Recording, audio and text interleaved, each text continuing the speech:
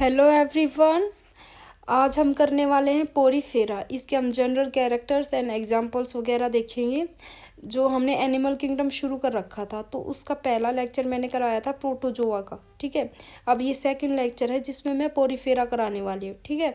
उसमें जो आप पहला देख सकते हो जाके चैनल पे ही अवेलेबल है वीडियोस जो एनिमल किंगडम की, तो वो जाके देख लेना, आपको ये अच्छे से समझ आ जाएगा, ठीक है। देखते इसमें इसके जनरल कैरेक्टर क्या है। जो फाइलम पोरीफेरा है, जैसे नाम से पता चल रहा है पोरीफेरा यानी पोर बियर्ड्स। इनकी पूरी बॉडी के जो ऊपर है वो पोर्स वगैरह प्रेजेंट होते हैं, इसीलिए इसका नाम है पोरीफेरा। ये एसिमेट्रिकल होते हैं, यानी इनकी बॉडी में कोई सिमेट्री नहीं होती, इरेगुलर साइज़ के होते हैं, यानी कोई भी प्लेन इनको इक्वल पार्ट्स में डिवाइड नहीं कर सकता है। इनके अंदर कोई सिमेट्री नहीं होती, इसलिए इनको एसिमेट्रिकल बोलते हैं। ये सोलिटरी भी हो सकते हैं और कॉलोनियल भी हो सकते हैं। सोलिटरी यानी अकेला रहना पसंद करते हैं, जो ऐसे मेंबर्स हैं जो अकेले रहते हैं, उसका एग्जांपल है स्काइफा। और कुछ मेंबर्स हैं जो कॉलोनी में रहना पसंद करते हैं, जैसे कॉलोनियल मेंबर्स हैं वो है ल्यूकोसोलेनिया, ठीक है। आपको सोलिटरी एंड कॉलोनियल दोनों तरह के मेंबर्स आपको मिल जाएंगे पोरीफेरा में, ठीक है। Multicellular grade of organization होता है, जैसे हमने प्रोटोजोआ में सेलुलर ग्रेड ऑफ ऑर्गेनाइजेशन देखा है, और यहाँ पर हम multicellular grade of organization देखेंगे, ठीक है। तो ये जो है प्रोटोजोआ से ज़्यादा डेवलप होते हैं, ठीक है, ज़्यादा एडवांस्ड होते हैं, ठीक है। ये मैंने एनसीईआरटी से डायग्राम लिया है पोरीफेरन्स का। ये पहला जो है ये है साइकोन, ठीक है। पहला जो ए फिगर बना हुआ है ये है साइकोन, इसको अर्न स्पंज भी बोलते हैं, ठीक है। जो फिगर बी है वो है क्या है, वो यू स्पोंजिया, ठीक है। जो थर्ड फिगर है सबसे नीचे ये है स्पॉन्जिला, ठीक है। ये आपको याद रखना है। ये कुछ मेंबर्स हैं, आप देख पा रहे हैं कि इनकी पूरी बॉडी के ऊपर पोर्स जैसे छोटे छोटे पोर्स बने हुए हैं, इसीलिए इस फाइलम का नाम है पोरीफेरा, ठीक है। मोस्टली मरीन ही होते हैं ये, जो है वाटर में ही रहते हैं, ये टेरेस्ट्रियल बहुत कम मिलेंगे आपको, ठीक है। मोस्टली ये मरीन ही होते हैं। जो है ये मेंबर्स हैं, ये जो वो डिप्लोब्लास्टिक होते हैं, इनके अंदर 2 लेयर्स होते हैं, लेकिन ये 2 जर्म लेयर नहीं है, ट्रू नहीं है ये, ठीक है, ज़्यादा डेवलप नहीं है ये।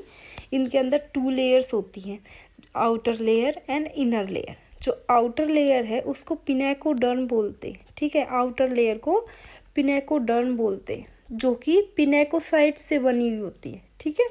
जो इनर लेयर है उसको कोइनोडर्म बोलते हैं, जो कि कोइनोसाइट से बनी हुई होती है, ठीक है।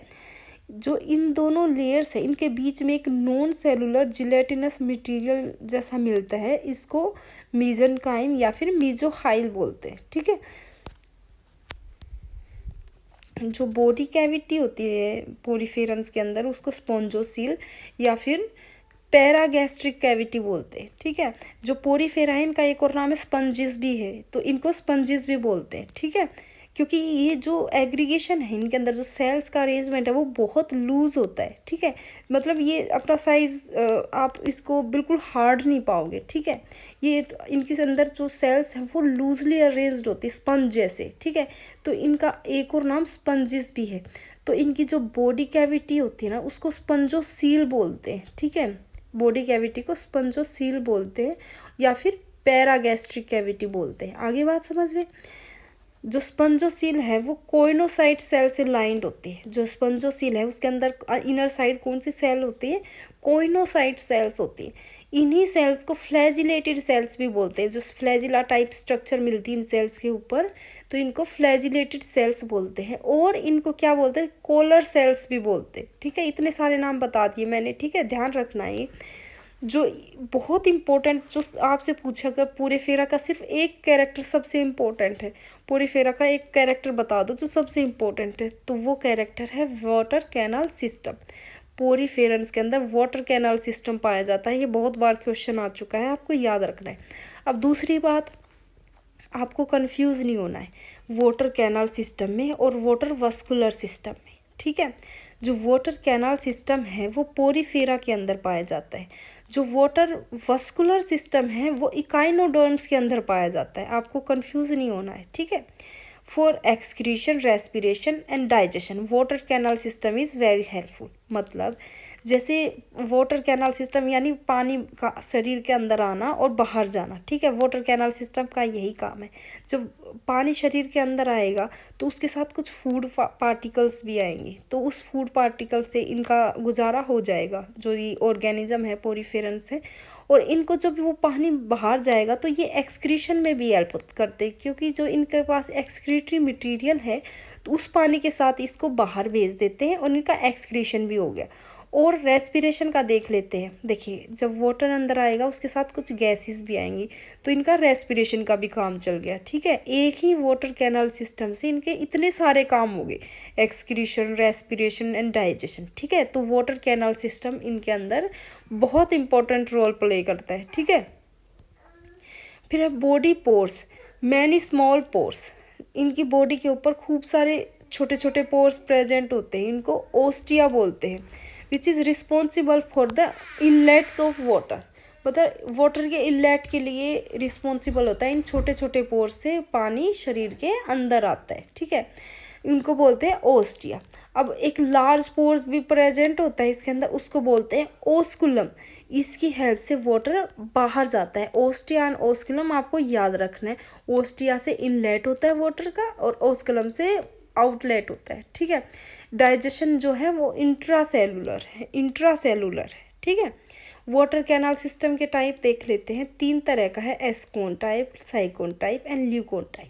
जो एस्कोन टाइप है वो सिंपलेस्ट होता है, सिंपल पानी आया बाहर चला गया सिंपल पोर से, ठीक है। ये सबसे सिंपलेस्ट होता है, ये पाया जाता है ल्यूकोसोलेनिया में। अब यहाँ भी कंफ्यूज नहीं होना है, कंफ्यूजिंग पॉइंट बता देती हूँ। ल्यूकोसोलेनिया नाम से लग रहा है कि इसके अंदर leucon type of water vascular system मिलेगा, लेकिन ऐसा नहीं है। ये कंफ्यूज करने के लिए ल्यूकोसोलेनिया के अंदर एस्कोन टाइप का वाटर वस्कुलर सिस्टम मिलता है। आगे बात समझ में, ठीक है। कई बार ये क्वेश्चन आ भी सकता है कि ल्यूकोसोलेनिया में किस टाइप का वाटर वस्कुलर सिस्टम मिलता है, तो ये एस्कोन टाइप का मिलता है, ठीक है। जो चीज़ एक बात हमेशा याद रखना, एग्ज़ाम के अंदर वही चीज़ आती तो थोड़ी सी अलग है, थोड़ा सा एक्सेप्शन है, ठीक है। क्योंकि अपने को लगता है कि जैसे पूरे मेंबर्स में वही चीज़ यहाँ मिलेगी, लेकिन ऐसा नहीं है। तो जो थोड़ी सी हट के चीज़ होती है ना एग्ज़ाम में वही आती है, तो उनकी तरफ आपको ज़्यादा ध्यान देना है, ठीक है। फिर है साइकन टाइप। साइकोन टाइप है वो थोड़ा सा कॉम्प्लेक्स है, एस्कोन टाइप वाले से थोड़ा सा कॉम्प्लेक्स है, तो ये साइकोन में मिलता है। तो आपको ये याद भी करने की ज़रूरत नहीं है, क्योंकि ये इतना इजी है कि साइकोन टाइप साइकोन में मिलता है और ग्रैंटिया में मिलता है। साइकोन को अर्न स्पंज बोलते हैं, अर्न स्पंज बोलते हैं क्योंकि इसकी जो शेप है ना वो अर्न शेप होती है, तो इसको अर्न स्पंज बोलते हैं। फिर है ल्यूकोन टाइप, ये सबसे कॉम्प्लेक्स होता है, ठीक है। ये किस में मिलता है, स्पंजिला में मिलता है। स्पंजिला को फ्रेश वाटर स्पंज भी बोलते हैं। मैं आगे स्लाइड्स में इनके स्पेशल नाम के लिए भी मैंने एक स्लाइड बनाई, क्योंकि बहुत इंपॉर्टेंट्स हैं इनके नाम। तो स्पंजिला को फ्रेश वाटर स्पंज बोलते हैं। फिर है यूस्पोंजिया। यूस्पोंजिया में क्या है, इसको क्या बोलते हैं, बाथ स्पंज बोलते हैं, ठीक है। और इनके अंदर leucon type of water vascular system मिलता है, ठीक है। फिर है स्केलेटन सिस्टम। स्केलेटन में भी सिलीसियस यानी सिलिका का बना हुआ है, कल्केरियस यानी कैल्शियम वगैरह का बना हुआ है, और स्पंजिन फाइबर यानी स्पंजिन फाइबर का बना हुआ है जिसके अंदर स्केलेटन। इसके हिसाब से भी इनको क्लासिफाई किया गया है। Skeleton is embedded in mesenchyme. जो बीच की लेयर बताई थी मैंने, जो नॉन सेलुलर लेयर बताई थी वो थी मीजनकाइम। तो स्केलेटन उसके अंदर एम्बेडेड होता है, ठीक है, मीजनकाइम के अंदर। फिर है रिप्रोडक्शन। रिप्रोडक्शन में भी सेक्सुअल एंड एसेक्सुअल। जो एसेक्सुअल रिप्रोडक्शन है वो फ्रेगमेंटेशन की हेल्प से भी हो सकता है या फिर बडिंग की हेल्प से भी हो सकता है। अब ये यहाँ पे इंपॉर्टेंट है, जो गैम्यूल्स मैं अभी बताने वाली हूँ ना, ये बहुत इंपॉर्टेंट है कि गैम्यूल की हेल्प से कहाँ पर रिप्रोडक्शन होता है, वो होता है पोरीफेरेंस के अंदर, ठीक है। जो बडिंग गैम्यूल्स जो होते हैं ना, बडिंग में हेल्प करते हैं। जो बडिंग टाइप ऑफ रिप्रोडक्शन होता है ना, एसेक्सुअल रिप्रोडक्शन, उसके अंदर गैम्यूल्स हेल्प करते हैं। जो गैम्यूल्स जो होते हैं ना वो इंटरनल बर्ड होते हैं, अंदर की साइड बनते हैं, ठीक है। तो ये गैम्यूल्स की हेल्प से एसेक्सुअल रिप्रोडक्शन होता है इन पोरीफेरेंस, ये इंपॉर्टेंट है। फर्टिलाइजेशन इज इंटरनल, मतलब बॉडी के अंदर होता है फर्टिलाइजेशन, ठीक है। डेवलपमेंट इज डायरेक्ट, एक minute, development is direct. Larva जो है इसके अंदर 3 तरह के लार्वा पाए जाते हैं, पैरेन्काइमुला, एम्फीब्लास्टुला एंड सिलोब्लास्टुला, ठीक है। ये 3 तरह के लार्वा इनके अंदर पाए जाते हैं, इसके नाम आपको याद रखने, पैरेन्काइमुला, एम्फीब्लास्टुला एंड सिलोब्लास्टुला, ठीक है। Classification on the basis of skeleton, skeleton के बेसिस पे भी क्लासीफाई किया गया कि किसके अंदर किस तरह का स्केलेटन है। पहला है कल्केरिया या फिर कैल्सीस्पंजिया या फिर लाइमी स्पंज बोलते हैं, इनके अंदर कैल्शियम वगैरह का स्केलेटन मिलता है। इसका एग्जाम्पल है ल्यूकोसोलेनिया। फिर है हेक्सैक्टिनिलिडा, ये इसको बोलते हैं हायालोस्पंजिस या फिर ग्लास स्पंजिस, ठीक है। इसके अंदर स्केलेटन बना होता है सिलीसियस पिक्यूल से। इसका एग्जाम्पल है यूप्लैक्टेला, ठीक है, याद रखनी है आपको ये बात। फिर है डेमोस्पंजिया, फिर है डेमोस्पंजिया जो है स्पंजिन फाइबर का बना हुआ होता है इनके अंदर स्केलेटन, और इसका एग्जाम्पल है स्पंजिला, ठीक है।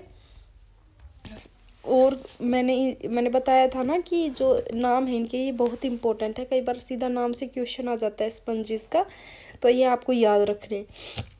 पहला यूप्लैक्टेला, इसको विनस फ्लावर बास्केट भी बोलते हैं। ये एज ए वेडिंग गिफ्ट दिया जाता है जापान में, क्योंकि यूप्लैक्टेला जो है इसके अंदर एक श्रिम्प रहता है, ठीक है। कॉमन सेलिज्म एसोसिएशन के थ्रू जो है श्रिम्प इसके अंदर रहता है, तो इसको एक वेडिंग गिफ्ट के रूप में दिया जाता है, ठीक है। तो ये इम्पोर्टेंट है, यूप्लैक्टेला विनस फ्लावर बास्केट बोलते हैं इसको, ठीक है। फिर सेकंड है स्पंजिला।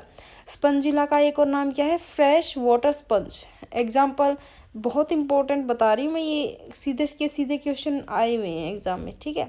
स्पंजिला है फ्रेश वाटर स्पंज, ठीक है।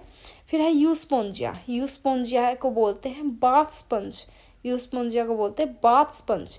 फिर है क्लियोना, क्लियोना को बोलते हैं बोरिंग स्पंज, ठीक है, क्लियोना को बोलते हैं बोरिंग स्पंज।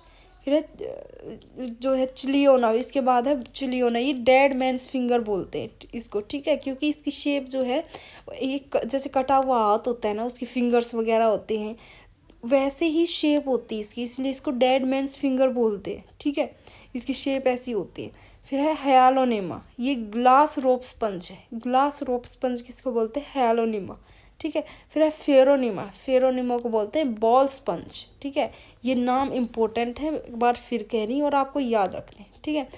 अगर जो ये मैंने सीरीज़ शुरू की है एनिमल किंगडम की, अगर आपको अच्छी लगे तो कमेंट में ज़रूर बताना है, क्योंकि अगर अच्छी लगी होगी तो ही मैं इसको कंटिन्यू करूँगी, अदरवाइज़ नहीं, ठीक है। और एक क्वेश्चन छोड़ के जा रही हूँ जिसका आंसर आपको जो है कमेंट में देना है, ठीक है। क्वेश्चन क्या है, जो मैंने शुरू में बताया है कि इसके अंदर कॉलोनियल सोलिटरी मेंबर्स होते, तो एक कॉलोनियल मेंबर का नाम लिखना है, एक सोलिटरी मेंबर का नाम लिखना है, ठीक है। ये आपको जो है कमेंट में लिख के बताना है, ठीक है। Thank you so much.